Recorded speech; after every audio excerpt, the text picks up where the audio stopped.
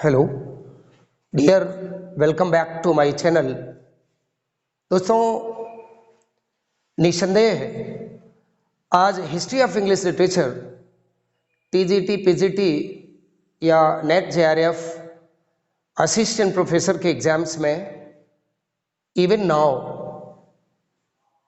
To know the history of English literature is a greater challenge. दोस्तों, अब history of English literature चुनौती नहीं है। Now I am ready to provide you in easy language, remix language, Hindi and English both, to make easy understanding, especially in regard to my students. दोस्तों, जब मैं Anglo Saxon और old English period की बात करते हैं तो दिमाग में टाइम आ जाता है 476 to 1066। इस जमाने में ब्रिटन्स, जिन्हें केल्ट्स ट्राइब के नाम से जानते हैं, ये ब्रिटन्स ब्रिटेन के मूल निवासी थे। अच्छे से इनका अपना जीवन चल रहा था ब्रिटेन में। सही बताएं, रोमन्स ये भी उसी समय ब्रिटेन में थे। यहां तक कि जूलियस सीजर ने ब्रिटेन में रूल किया एक लंबे अरसे तक। ये हिस्ट्री में ये बताया जाता है कि Julius Caesar, a historical personality, इन्होंने रोमन्स के साथ जो ही वॉज हिमसेल्फ रोमन, इसने ब्रिटेन में एक लंबे अरसे तक शासन चलाया। रोमन राजा थे ओनरियस किंग। अपनी तरह से वो अपने को बड़ा जागरूक मानते थे। लेकिन दोस्तों, मैन प्रपोजेस गॉड डिस्पोजेस। जो जितना चतुराई करता है वो उतना फंस सकता है, ऐसा भी चांस होता है। इस तरह से रोमन्स ब्रिटेन में इजीली उनकी लाइफ चल रही थी। यहां तक कि Honorius king, Roman king Honorius, इसने हेड्रियस वॉल बनवा दिया to make secure the country. Dear guys, कोई भी बात तब तक आसान रहती है जब तक उस बात को चैलेंज के तौर पर कोई और दूसरा आक्रामक ले नहीं लेता। आखिर रोम पर खुद हमला हो गया और रोमन किंग ओनरियस, उसने केल्ट्स से कह दिया कि now the condition is against to us. हमारे रोम पर भी हमला हो चुका है। दोस्तों, रोमन किंग अब अपने रोम वापस जाने को तैयार हो गया। उसके साथ उसकी सेना। अब केल्ट्स के सामने एक नई समस्या। अच्छे से सुकून से उनका राजकाज चलता था उस जनजाति का।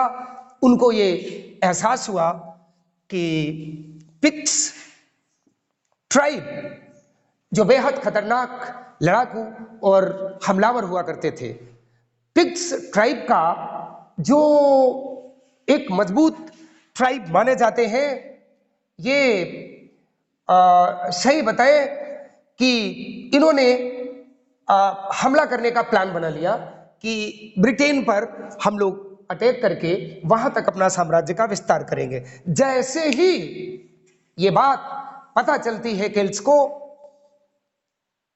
भयभीत इंसान कभी कभी अच्छा निर्णय नहीं लेता। और जैसे बिल्ली से कोई छीका की सुरक्षा करवाए, दूध बिल्ली को रक्षा करने के लिए दे दे, इट इज इम्पॉसिबल। ये चिड़िया से दूध निकालने के बराबर था। आखिर पिक्ट्स लोगों ने भूल कर ही दी और उन्होंने एक और मजबूत ट्राइब, जिनमें angles who came from Germany, Saxons who came from Saxony, Jutes from Denmark, ये तीन ट्राइब्स इनको इन्होंने आमंत्रित कर लिया केल्ट्स ने अपने ब्रिटेन के सिक्योरिटी पॉइंट ऑफ व्यू से। सही बताएं, इनका शासनकाल नियरली 600 ईयर्स तक माना जाता है और उनकी भाषा ओल्ड इंग्लिश एंड जर्मन दोनों मिलकर के मानी जाती है। ये ट्राइब नॉर्थ जर्मनी से रशिया होते हुए इंग्लैंड आ उतरे। वक्त का तकाजा दोस्तों, मामला बद से बदतर होने की कगार पर आ गया। अब केल्ट्स के शासनकाल रोमन्स के साथ बहुत अच्छे थे। पिक्स का हमला जिसको बचाने के लिए केल्ट्स लोगों ने एंगल्स, सैक्सन्स और जूट्स को आमंत्रित किया। इसका जिक्र दोस्तों 8th सेंचुरी में बेड नाम के राइटर ने ecclesiastical history of the English people, ecclesiastical history of the English people नाम की बुक में जिक्र किया है कि केल्ट्स लोगों ने, इस बुक में इन्होंने जिक्र किया कि केल्ट्स लोगों ने इन 3 ट्राइब्स को आमंत्रित किया ब्रिटेन के सुरक्षा पॉइंट ऑफ व्यू से। दोस्तों बेड ये फादर ऑफ इंग्लिश लर्निंग भी जाने जाते हैं। यहां से सवाल बन सकता है, Bede is known as the father of English learning. अब एंग्लो सैक्सन ब्रिटेन आ गए और इन्होंने ब्रिटेन को और केल्ट्स को, जब ये ब्रिटेन आ गए तो धीरे धीरे इनका दबदबा बढ़ता गया। ये बेहद लड़ाकू और नीतिवान ट्राइब, इन्होंने केल्ट्स को भगा दिया। राजशाही में, राजतंत्र में इट वॉज पॉसिबल दोस्तों, as history I think that is the proof of such invaders. अब केल्ट्स को इन्होंने एक्सपेल कर दिया। इस तीनों ट्राइब ने केल्ट्स को एक्सपेल कर दिया और ये चले गए आयरलैंड और स्कॉटलैंड की ओर। इन केल्ट्स का शासनकाल 150 ईयर्स तक माना जाता है और बहुत लंबा शासनकाल इन सैक्सन ट्राइब्स का बताया गया। अब ये ब्रिटेन पर शासन करने का प्लान बनाया और देखो इनकी strategy, how strategic those tribes were. How can I describe you before you? Now wanna say to you, पूरे ब्रिटेन को 7 पार्ट्स में बांट करके इन लोगों ने राजकाज को डिसेंट्रलाइज करके चलाने का प्लान बनाया। जैसे वेसेक्स, आप तमाम नॉवेल्स में वेसेक्स स्टेट का नाम, वेसेक्स कंट्री का नाम सुनते हैं, वो वही वेसेक्स है, ससेक्स एंड एसेक्स। इसी तमाम और इन्होंने डिवाइड कर दिया स्टेट्स को और शासनकाल इनका जारी रहा। वेसेक्स का ही अल्फ्रेड ग्रेट, एक powerful king of England, Alfred great a powerful king of England, Wessex का ही माना जाता है in the history of English literature. No doubt well renowned personality, Alfred the great a powerful king माना जाता है। दोस्तों Anglo-Saxon period, I think the terminology refers to Angles and Saxons, और Angles के नाम से इंग्लैंड नाम भी पड़ा। फॉर योर काइंड इंफॉर्मेशन आई वाना जस्ट इन्फॉर्म यू कि एंगल्स के नाम से इंग्लैंड नाम पड़ता है। और दोस्तों आइए देखिए, ये तो राजनीतिक कंडीशन था ब्रिटेन का, उन दिनों ये राजनीतिक कंडीशन था। हम आपके सामने ये बताना चाहते हैं कि उस समय का लिटरेचर कैसा था। सही बात है, सभ्यता आहिस्ता आहिस्ता पैर पसार रही थी। In Britain civilization was I think on its down, एकदम प्रभात हो रहा था। उस समय लिटरेचर लिखा जाता तो लिखा किस भाषा में जाता, लिखा जाता तो लिखा किस लिपि में जाता। Oral literature was popular at that time, oral literature. और बीवुल्फ हिस्टोरिकल अचीवमेंट, लगभग 3000 लाइन्स का एक हीरोइक एपिक लिखा गया। 3000 लाइन्स का हीरोइक एपिक लिखा गया, वेरी फेमस। दोस्तों, समय समय की बात होती है, आप ये जानते होंगे कि वीरगाथा काल का टाइम था। हीरोइज्म, एडवेंचर और ब्रेवरी की story, chronicles, riddles I dictated here, कि उस समय रिडल्स, पहेलियां, सरमन्स, तमाम धार्मिक संदेश, क्रॉनिकल्स, ऐतिहासिक रचनाएं, यहां तक कि बाइबल को जो लैटिन भाषा में हुआ करता था उसको भी ट्रांसलेट किया जाने लगा। और बहुत फेमस पोएट्स के रूप में आपके सामने मैं नाम लेना चाहता हूं, Caedmon. At the time Caedmon was as a poet popular, and Cynewulf he was also. ये नेट और जेआरएफ फिजिक्स के क्वेश्चंस बहुत बेसिक बनते हैं। हम ये जिक्र अभी नहीं करेंगे कि बेवुल्फ की what's the story it's carry, and आप देखिए कि अल्फ्रेड एक पर्सनालिटी है, अल्फ्रेड। इनसे इंग्लिश प्रोज राइटिंग की शुरुआत होती है एंग्लो सैक्सन पीरियड में। अल्फ्रेड से इंग्लिश प्रोज राइटिंग की शुरुआत मानी जाती है, और बैड को फादर ऑफ इंग्लिश लर्निंग माना जाता है। इस तरह से ये साहित्यिक उपलब्धि at that time became popular, उस समय ये बहुत पॉपुलर होती है। और एंग्लो सैक्सन पीरियड का एक briefise easy way to understand I just give to you. दोस्तों, जैसा कि आपको पता है, एंग्लो सैक्सन पीरियड के बाद 1066 टू 1350 ये टाइम ड्यूरेशन है। इसको द एंग्लो नॉर्मन पीरियड माना जाता है या मिडिल इंग्लिश माना जाता है, और इसके पहले एंग्लो सैक्सन पीरियड या ओल्ड इंग्लिश पीरियड माना जाता था। हमने उसका जिक्र किया, और उसके बाद नॉर्मन्स का क्या राजनीतिक असर आया उन एंग्लो सैक्सन के बाद, उसका जिक्र करना चाहेंगे। दोस्तों, 7000 नॉर्मन सोल्जर्स इंग्लैंड की ओर कूच कर दिए। सही बताएं, Hastings, the battle of Hastings took place 1066 में। द बैटल ऑफ हेस्टिंग्स हुआ किसके किसके बीच? किंग हेरोल्ड, जो एंग्लो सैक्सन किंग था, ड्यूक ऑफ नॉर्मंडी, जो 7000 नॉर्मन सैनिकों के साथ इंग्लैंड पर हमला कर दिया।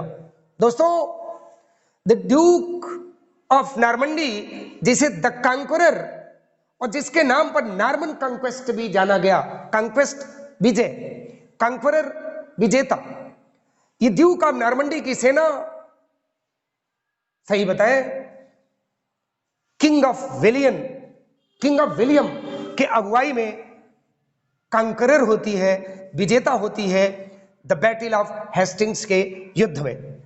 दोस्तों, उस समय इन लोग फ्रेंच लैंग्वेज का प्रयोग ज्यादा कर दिया और ओल्ड इंग्लिश को समाप्त कर दिया, और इनकी जगह पर Norman language became popular at that time. दोस्तों, ये फ्रांस पर हमला करे, और वास्तव में at that time they were wild.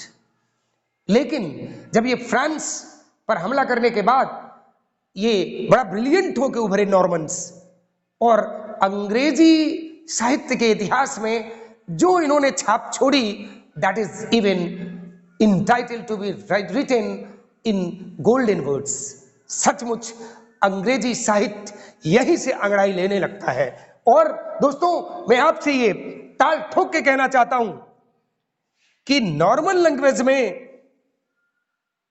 और फ्रेंच लैंग्वेज का बोलबाला हो जाता है, और नतीजा ये निकला कि इंग्लैंड में ऑक्सफोर्ड और कैम्ब्रिज जैसी यूनिवर्सिटी एस्टैब्लिश होती है।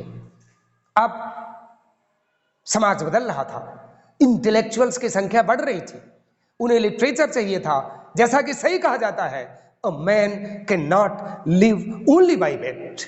दोस्तों, केवल रोटी से इंसान जिंदा थोड़ी न रह सकता है, उसके होठों पे हंसी और समय समय पर आंखों में आंसू भी लाजमी होता है। आखिर साहित्य मचलने लगा और एक पूरा इतिहास, लंबा चिट्ठा आपके सामने मैं ये रखना चाहता हूं कि राइटर्स आर्मलम, very famous achievement of writing works हैं, ये कृतियां हैं उस समय की, नॉर्मन एंग्लो नॉर्मल पीरियड की। आर्मलम वेरी पॉपुलर, जेस्ट ऑफ रॉबिनहुड जिसको ऑर्म ने लिखा, द पर्ल बाय मॉरिस, ये भी बहुत फेमस वर्क रहा है। Brought, how can I describe about brought, आगे के एपिसोड में हम इसका डिटेल और जिक्र करेंगे। यहां ब्रीफाइज करना चाहते हैं कि ब्रट ये भी बेहद लोकप्रिय एक रचना है, लायामन ने जिसको लिखा। दोस्तों, जोफ्रेज हिस्ट्रिया ब्रिटानिया जिसको जेफ्रे मनमौत ने लिखा, जेफ्रेज हिस्ट्रिया ब्रिटानिया जिसको जेफ्रे मनमौत ने लिखा, और the owl and the nightingale became so popular, the owl and the nightingale. और इसके बाद जेफरी चासर का टाइम स्टार्ट होता है। हालांकि Geoffrey Chaucer is also accounted as the writer of middle English, इनको भी मिडिल इंग्लिश राइटर के तौर पे जाना जाता है। 1340 से 1400 तक, 1340 में इनका जन्म हो गया।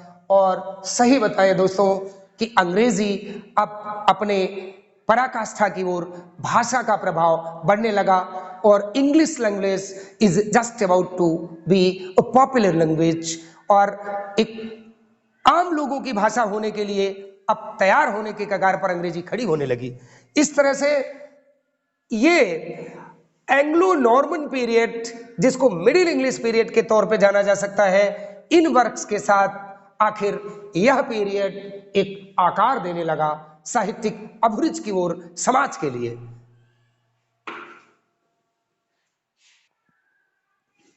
दोस्तों, इसी मिडिल पीरियड में,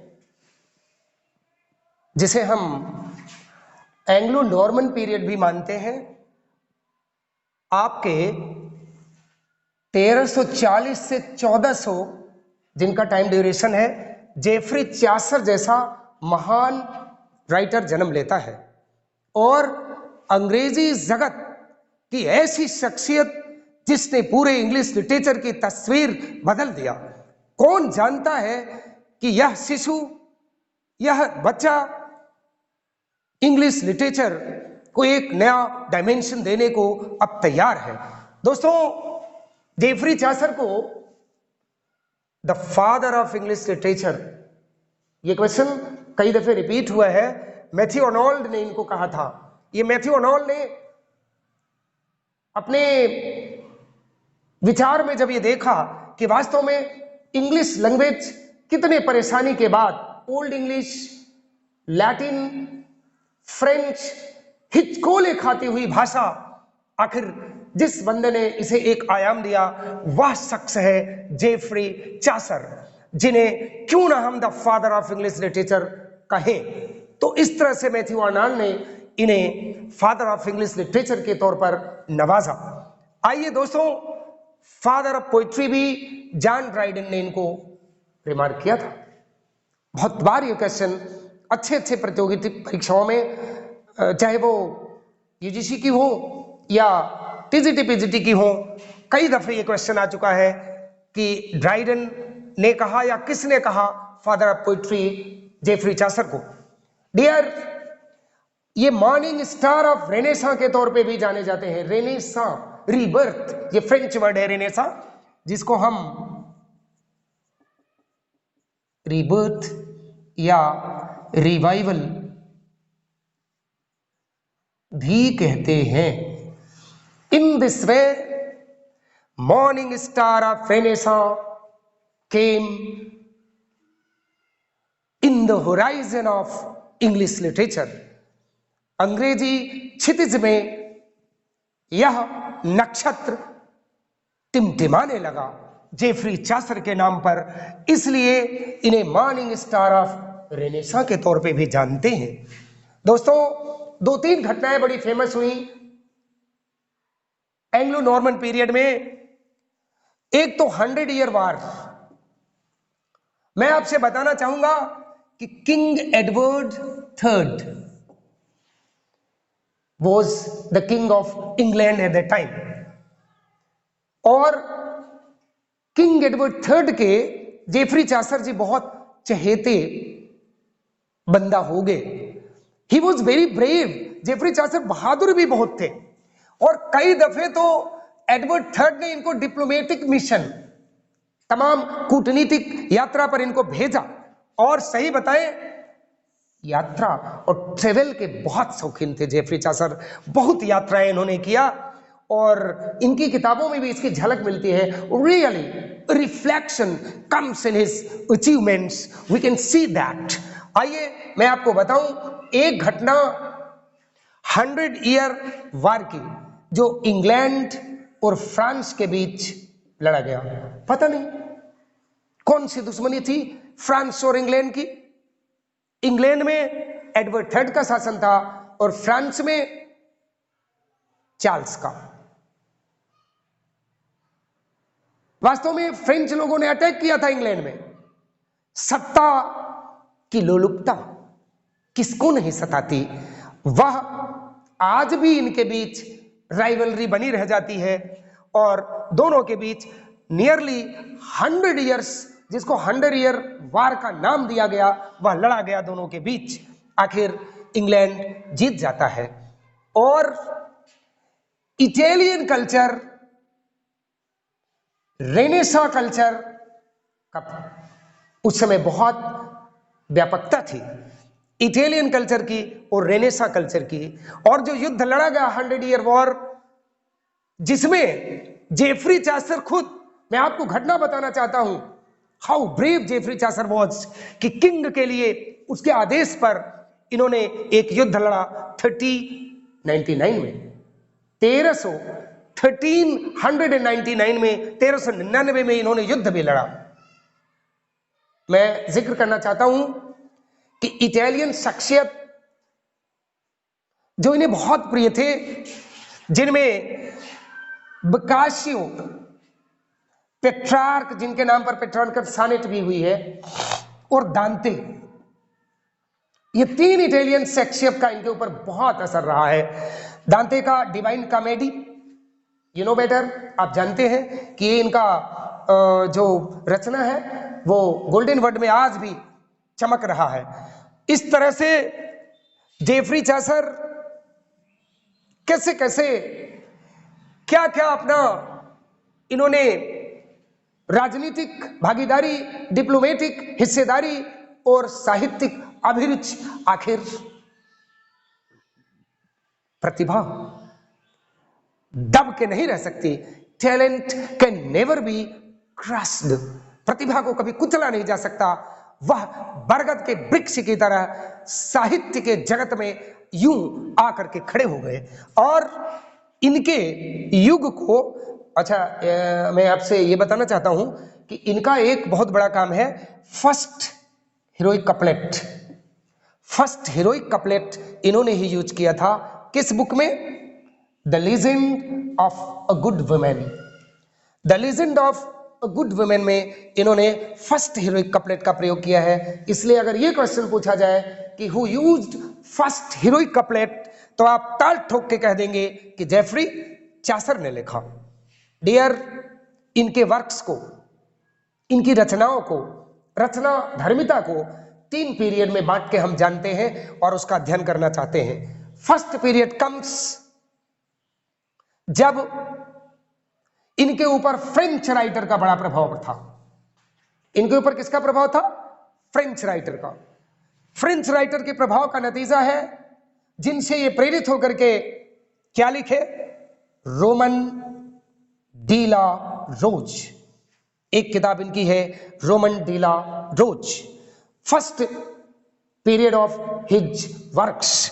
and second is love poem, जिसे एबीसी टाइटल से इंटाइटल किया गया, एबीसी टाइटल से इंटाइटल किया गया, that is a love poem. और बुक ऑफ द डचेज, कितनी रचनाएं? Nearly 1, 2 and 3। ये रचनाएं इनकी फर्स्ट पीरियड ऑफ लाइफ में अकाउंट होती हैं। इस तरह से इनकी रचना धर्मिता का श्रृंखला शुरू हो जाता है और इनका साहित्यिक अट्टहास अब गरज पड़ा इंग्लैंड में। और दोस्तों आइए देखिए इनके सेकेंड पीरियड ऑफ वर्क्स में, इनका सेकेंड पीरियड रचना धर्मिता का जो बहुत फेमस बुक है इनकी, ट्राइलस एंड क्रेसीड। ट्राइलस एंड क्रेसीड, जिसे हम फर्स्ट नॉवेल के रूप में जानते भी हैं, फर्स्ट नावल के रूप में जानते हैं ट्राइलस एंड क्रेसीड नावल को, जिसको जेफरी चासर ने लिखा।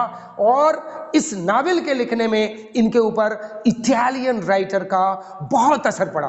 दोस्तों इटालियन राइटर का इनके लाइफ में इतना इफेक्ट आता है कि आप ये सोच सकते हो कि how he was fund of Italian writers.